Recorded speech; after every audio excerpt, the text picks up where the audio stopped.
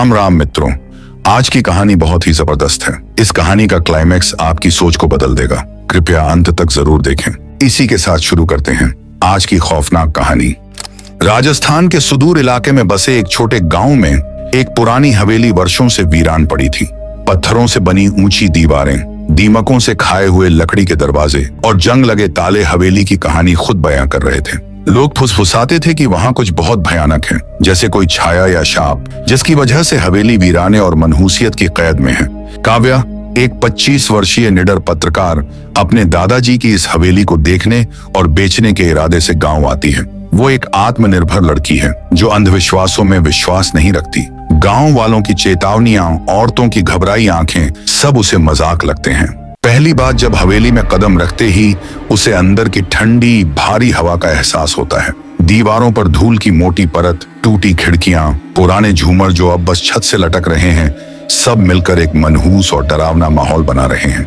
रात को जब वो हवेली की तलाशी ले रही होती है, एक कमरे में उसे एक नक्काशीदार पुराना लकड़ी का आईना मिलता है। उसकी सतह धुंधली है, जैसे किसी ने जानबूझकर उस पर धुआं मल दिया हो। नीचे एक तांबे की तख्ती है जिस पर उकेरा है दूसरी दुनिया का दरवाजा। काव्या इसे देख मुस्कुराती है और सोचती है किसी लोकल कारीगर का बढ़िया मार्केटिंग ट्रिक होगा। लेकिन उसी रात उसे अजीब सपना आता है। एक औरत, खून से सना चेहरा, उलझे बाल, वही आईने में खड़ी होकर उसे घूर रही है। अगली रात काव्या को सीढ़ियों पर किसी के चलने की आहट सुनाई देती है।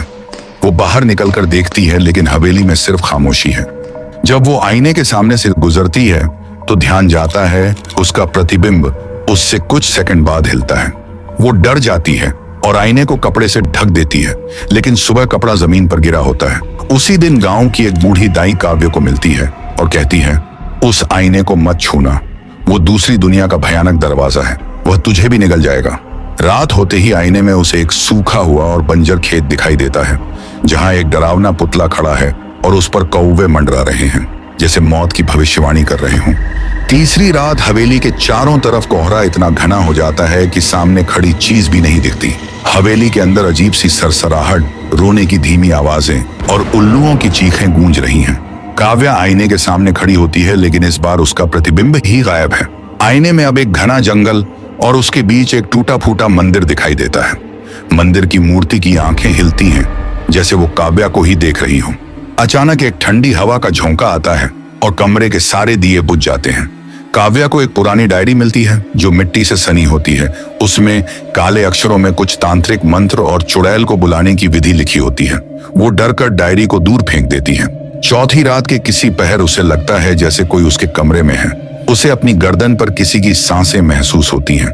डर से कांपती हुई वो आईने की ओर दौड़ती है और वहां आईने में उसकी जगह कोई और खड़ी होती है। एक औरत, बेहद डरावनी, फटी पुरानी साड़ी, चेहरे से टपकता खून और आंखें बिल्कुल लाल। वो हंसती है और कहती है, आखिर आ ही गई तू, अब तू मेरी जगह लेगी। काव्या चीखती है और बेहोश हो जाती है। सुबह गांव वाले उसे हवेली से दूर एक पुराने शापित खेत में पुतले के पास पड़ा पाते हैं, वही खेत जो उसने आईने में देखा था। अब काव्या फैसला करती है कि उसे इसका अंत करना ही होगा।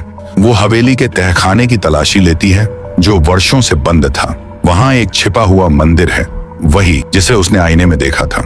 मंदिर के पास एक किताब मिलती है। इसके कवर पेज पर लिखा था, काल तंत्र तांत्रिक विधियां। किताब बताती है कि उसके दादाजी एक तांत्रिक थे।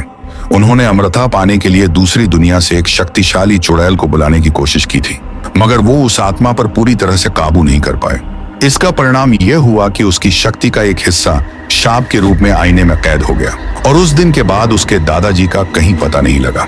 काव्या जैसे ही आईने को दोबारा देखती है तो उसमें उसे वही चुड़ैल अब स्पष्ट रूप से दिखाई दे रही थी, जो अपने चेहरे को आईने से बाहर निकाल रही थी। काव्या आईने को तोड़ने की कोशिश करती है।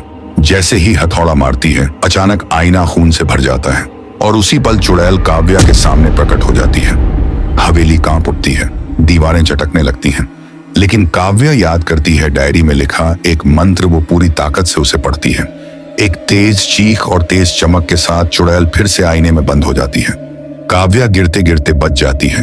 हवेली अब शांत है, लेकिन जब काव्या आईने में देखती है वह चौंक जाती है, क्योंकि उस आईने में उसके दादाजी खड़े हैं, जो उसकी तरफ देखकर शैतानी हंसी हंस रहे हैं।